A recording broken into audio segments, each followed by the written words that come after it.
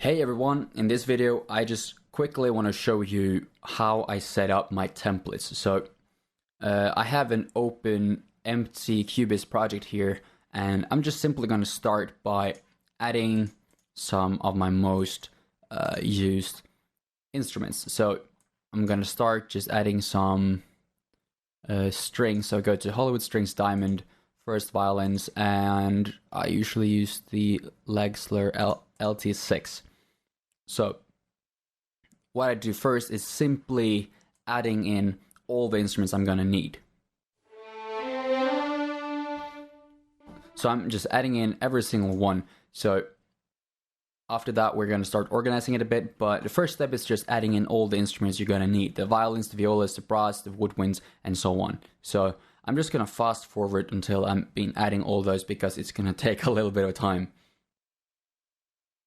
So I've been adding a few tracks here now. I've not been adding like all 200 or something that I usually do, but because it's not necessary to show you the kind of setup that I use. So the next step now is to color code everything so it's easy to navigate. So I use red for strings, so I'm just going to go ahead and make all those red, and then I'm going to do the same for all the other instruments. So again, I'm just going to fast forward here until I'm done color coding these ones.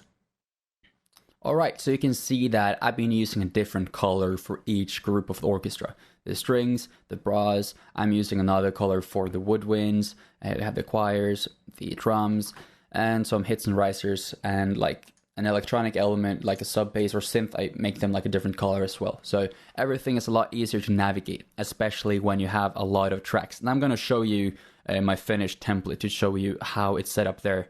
But I'm just going to show you the exact routing and setup in a more minimal template here. So what I do next is that I create group channels that all these signals go to. So let me go ahead and create 1, 2, 3, 4, 5, 6 different group channels here. And I usually drag these ones to the top. Actually, I also need the 7th one. So I'm just going to duplicate this one. The first one I create is the master one. Then I have one for each group of the orchestra here. So brass, strings, we have the choirs, percussion, sound effects, and yeah, just say synths, for example. And again, I just go ahead and color code these the same color as the instruments. So let me see. Yeah, the sound effects are like that, and the synth is blue. Yeah, that's right. Okay, so now we have these group channels, and the goal is to make all these strings go through here. So if I were to solo this, all these strings would be soloed. So I can apply effects to all the strings at once, and I can mute all the strings, I can solo all the strings. I'm going to do that with every single group here. So what I do then is I go to the mixer view. Here in Cubase, it might probably be a bit different than in other DAWs, so I encourage you to look up what the equivalent to this is in your DAW. But here I'm going to mark all the string tracks. I'm going to hold Shift and Alt. So you see there's like a link here, which means all these are linked now.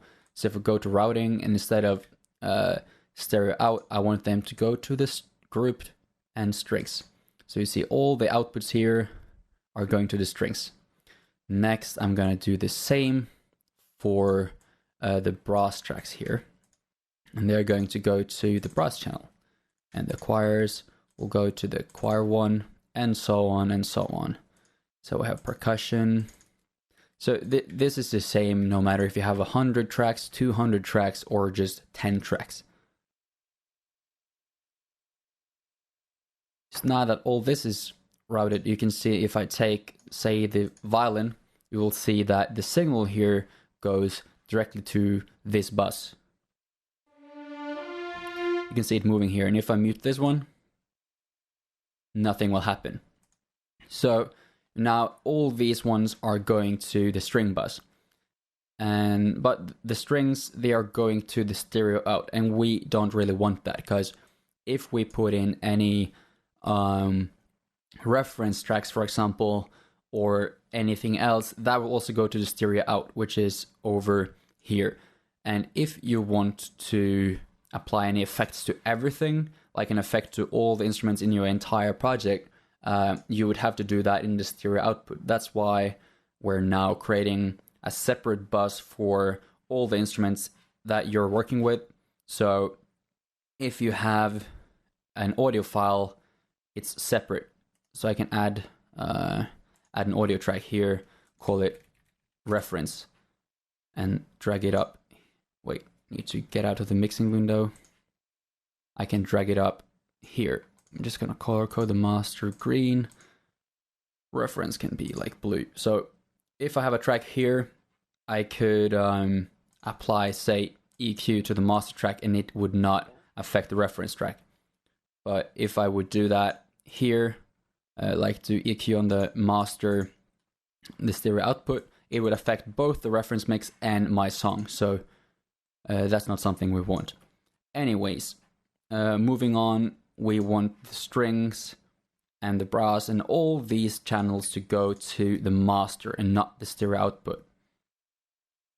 So now all these ones are going to master. So if I play the violin again, it's going to go to the string first, and then the string is going to take it to the master, which again is going to take it to the stereo output. So you can see the master moving now if I play the strings.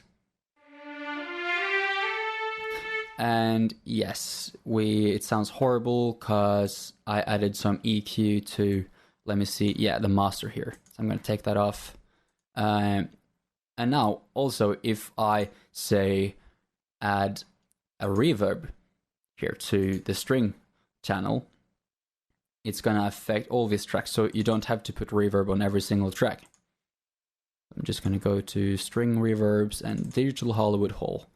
And now if I play, the reverb from here is going to be put onto this track.